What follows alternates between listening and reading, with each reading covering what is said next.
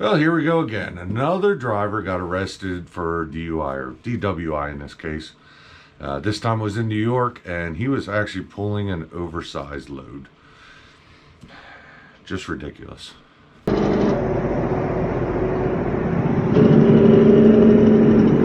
Hey guys, before I get into this story, let me tell you what happened to me last week.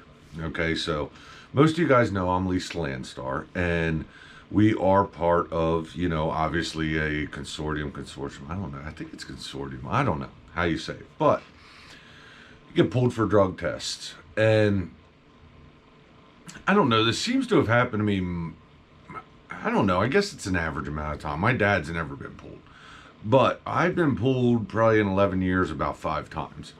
And sometimes I've been at home and they'll send you, and I know where our local place is.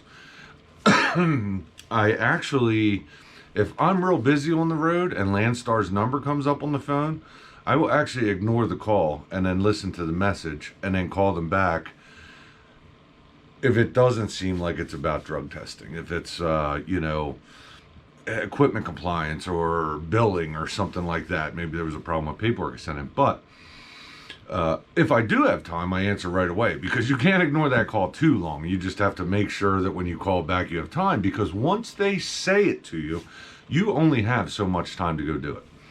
So the other day I did answer the call right away. I had been working, I left Carlisle, Pennsylvania, and I delivered a first stop in Harrisonburg, Pennsylvania, and I was about a half an hour away from Roanoke, where my second stop was, and they called me up. You've been pulled for random drug tests? Okay. They set everything up. They find out about truck parking and things like that. So at that point, I wasn't busy, because I had to reload in Carlisle the next day. So I just wasn't busy. I was about 4 hours, I guess, from Carlisle, and this was only right about noon. Wasn't loaded until next day. So yeah, let me answer this call. Let me get this out of the way, if that is what they're calling for. So they did. I went in and they did a drug test. They did not do an alcohol test. Now, there have been times in the past that I had an alcohol test, and I don't know what makes them decide whether they're going to do that or not. But if I'm at home right now, and I'm drinking a beer, but I'm at home. I'm safe in my home. I'm not going out driving anything. But twice before, I've done a drug and alcohol test.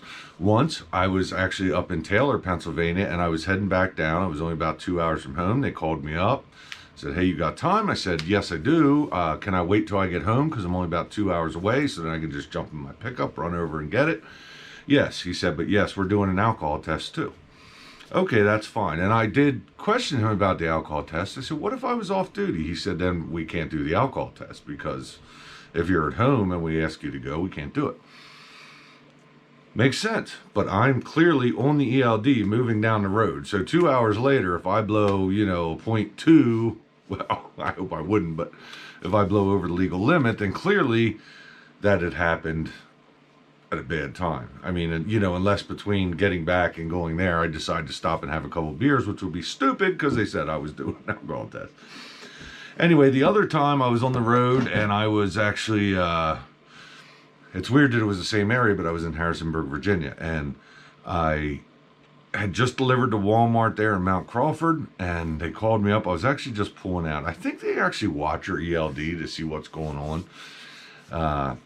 I'm not sure, but they called me up and said, "Yeah, it's going to be a drug and alcohol test." And I went up and I did it. And the alcohol test that they do is actually a breathalyzer. So it's just takes, 30 seconds to do, reads out right away. They put down the results. The other day I didn't, and like I said, I told you guys what I was doing, but they didn't do an alcohol test. So I thought about it later. I said, I wonder why they didn't do the alcohol test. And I still don't know why. I'm not going to really ask any questions, but it got me to thinking. I am so sick and tired of drivers getting caught for DUI or DWI, and I thought, you know what? I wish they had done an alcohol test. I know I'm okay. I've never drank and drove a truck, never will, but I know I'm okay. But I want them to alcohol test everybody. I think every driver should be alcohol tested if they were in the truck and then got called for a drug test.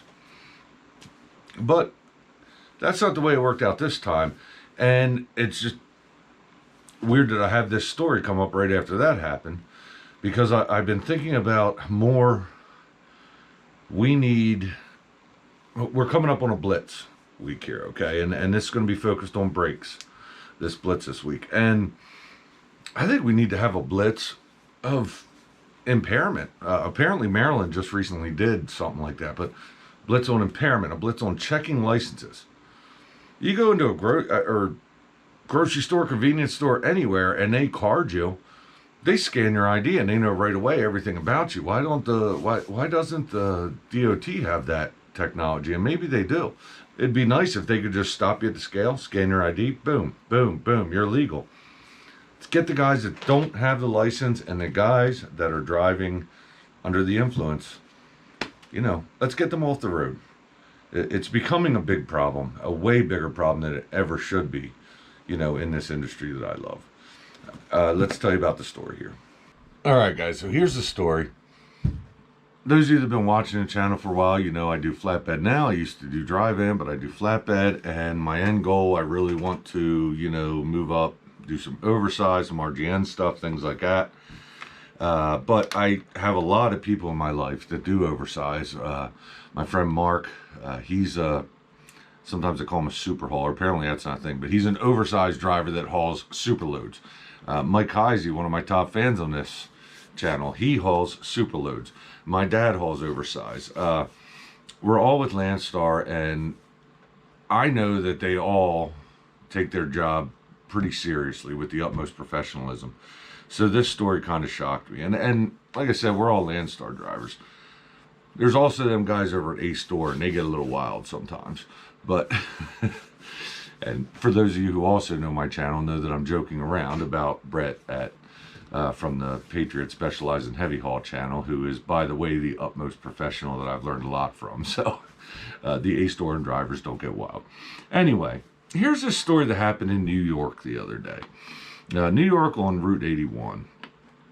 The New York State Police arrested a truck driver this week on alcohol and weapons charges after he allegedly attempted to duck a commercial vehicle inspection checkpoint.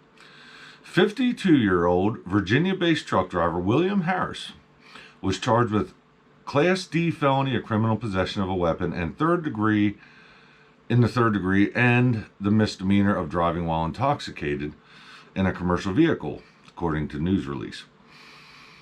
Troopers say around 1:40 p.m. See, the time matters too. 1:40 p.m. on August 21st, New York State Police Commercial Vehicle Enforcement Unit was at Preble Rest Area on northbound 81 for a commercial vehicle check. All of us that run New York know that pretty much every rest area in New York is a potential scale house. In fact, they don't really have a lot of scales. They do it in rest areas for the most part.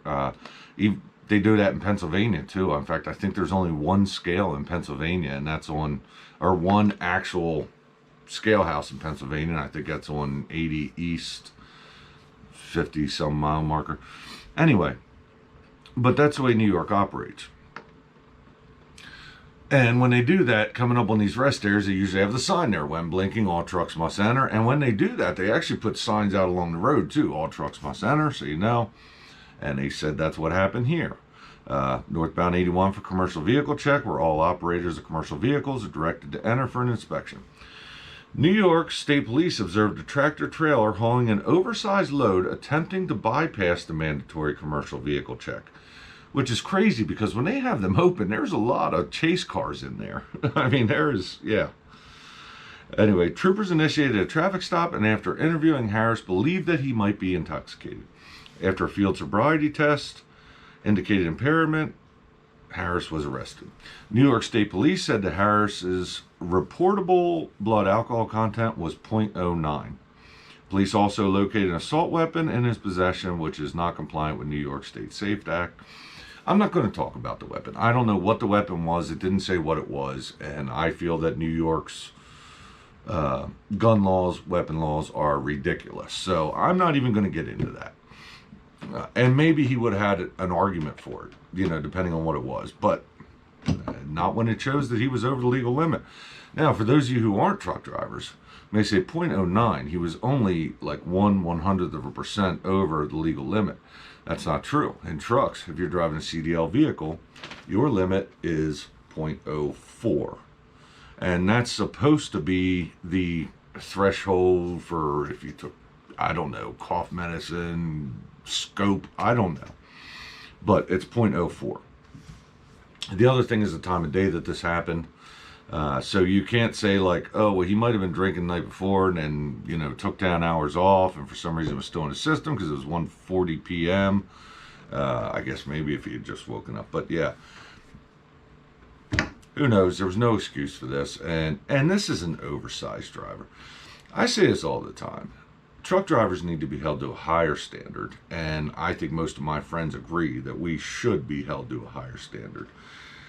It's our job. It's just, yeah, we should be held to a higher standard. In that case, oversized drivers should be held to an even higher standard. And this is a shame. I feel bad for myself and you guys watching me as a truck driver that this happened, but I especially feel bad for the oversized guys, you know, my oversized friends that I think take their job pretty seriously. And this is despicable. Absolutely just despicable. But anyway, guys, yeah, we're doing a lot of these videos, and I'm going to keep doing it when it comes out. Let's see how much, you know, awareness we can raise to how bad this is getting out there. And, I mean, this is a guy you're driving down the road with, you know, and I come up on an oversized guy. I usually, you know, look around to see what he's got coming up.